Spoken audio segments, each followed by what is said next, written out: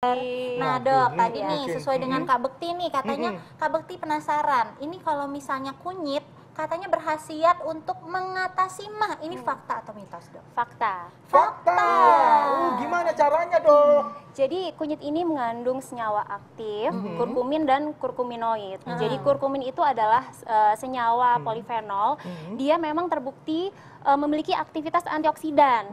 Nah, antioksidan tersebut pada lambung itu dapat memproteksi asam lambung, memproteksi mukosa lambung, kemudian dapat menekan infeksi dari bakteri Helicobacter pylori. Itu salah satu penyebab mah. Oh gitu. Itu kok bisa dapat ada bakteri dari mana sih maksudnya penyebabnya? Ya bisa dari lifestyle, dari makanan, yang membuat memang respon imun itu di tubuh jadi berkurang. Baik. Gitu. Cara bikinnya gimana tuh dok? Kak Bekti penasaran tuh dok. Jadi yang pertama ini saya membuat ramuan rempah. Jadi ada 3 jenis. Yang pertama ini dari kunyit. Ini cukup Diparut. diparut, boleh di blender boleh. Kemudian jahe bisa pakai jahe emprit yang jahe kecil-kecil atau jahe merah. Jahe emprit namanya. Iya, Baru karena tahu. kecil-kecil, unyil-unyil. Kemudian ini jintan hitam. Nah, jintan hitam ini juga dia dapat memproteksi lambung, mukosa lambung. Selain itu juga dapat merelaksasi, sehingga bagus banget untuk ibu-ibu menyusui. Nah, bikinnya gimana tuh dok? Langsung aja dok, caranya dok. Oke. Iya, jadi yang Saya pengen pertama. coba langsung ini. Udah tebak pasti Kak Bekti nggak sabar. Nah ini dok. Oke. Iya, jadi nanti saya tuang dulu ya. Ini air panasnya. Jadi sebenarnya cukup pakai air panas aja, Cukup air panas nggak perlu. aja. Jadi dididihkan dulu Air air hangat boleh panas. dok? Bisa berdiri dulu ya, dok, Boleh. kali ya? Paling Oh, nggak hangat sekitar minimal 60 derajat. Oh, oke, baik. Biasanya sih kalau dididihin itu sekitar 80 derajat. Oke, baik, dok. itu kemudian ini. Jadi ini cukup ambil. Ini adalah 2 ruas kunyit yang dihaluskan Iya, ya dok? langsung aja ya semuanya. Kemudian jahenya iya. Kayaknya. Oh, ini satu jahe emprit. Jahenya Iya. boleh jahe merah, jahe apa gitu dok? Baiknya sih kalau misalnya untuk pengobatan gitu, untuk jamu itu bagus jahe emprit dan jahe merah.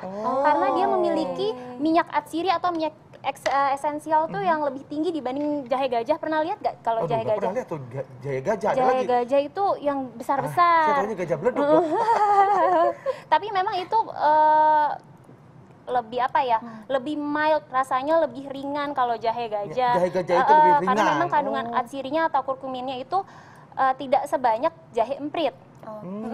Tapi lebih bagus jahe emprit jadinya dok ya? Iya, lebih Oke, bagus. ini bisa dibeli Di mana aja, di pasar tradisional, di Nah, pada saat minimarket. kita beli mau jahe emprit, seemprit nggak tuh dikasihnya dok?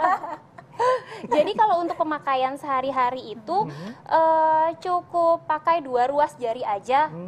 Nah, 2 ruas kunyit. Oh, Tapi 2 kalau ruas kunyit. iya, tapi kalau yang jahe empritnya cukup 1 aja karena memang pedes banget. Iya. Jadi jahe emprit itu pedes ya ternyata Iya, ya? pedes banget. Nah, setelah Terus itu terakhir dikasih jinten jinten hitam hitam Iya, ya dok? baru jahe ya. Kalau nggak punya jinten hitam dok, nggak usah dikasih boleh dok? Boleh aja, Oke. boleh aja. Nah, kebetulan kalau jintan hitam itu kan dia sifatnya merelaksasi,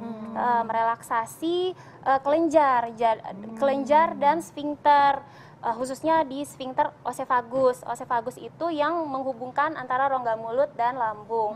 Nah, kalau relaksasi untuk penderita GERD atau gastroenteroreflektisis itu harus hati-hati. Baik. Jadi sebaiknya cukup kunyit dan jahe aja. Oh baik. kunyit dan jahe. Nah itu diapain tuh dok? Dibejek-bejek dok? Iya, dibejek-bejek aja. Dibejek-bejek dulu, terus kasih dibejek-bejek. lagi di situnya. Iya.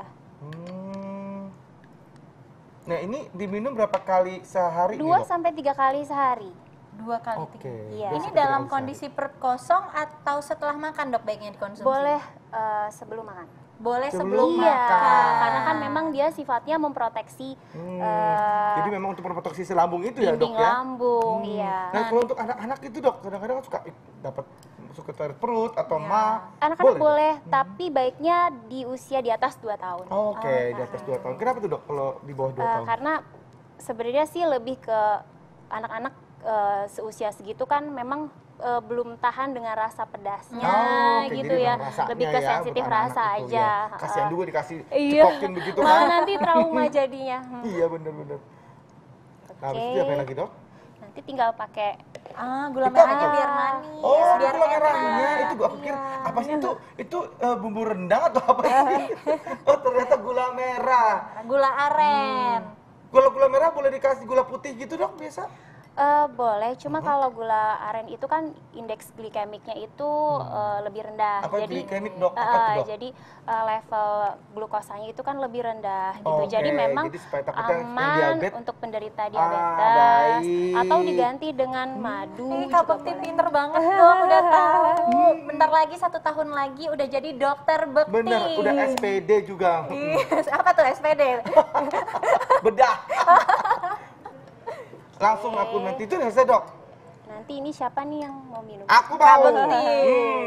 Mari kita Pasti. coba. Ini jadi kayak ada apa? Manis-manisnya gitu kali ya. Ini kayaknya udah larut ya. Oke, ini Kita coba ya. gimana rasanya nih kira-kira Coba Kak dulu Bekti? ya. Enak. Ini kayak jamu-jamu gitu ya. Jadi rasa kayak rasa jamu. Nah, tapi sebelum kita bahas itu ya, kita mesti tanya dulu nih ke dokter nih, karena ada yang mengatakan, Dok ya, katanya biji pala dapat mengobati penyakit mah. Ini fakta atau mitos, Dok? Sebenarnya sebelumnya mahnya seperti apa dulu ya?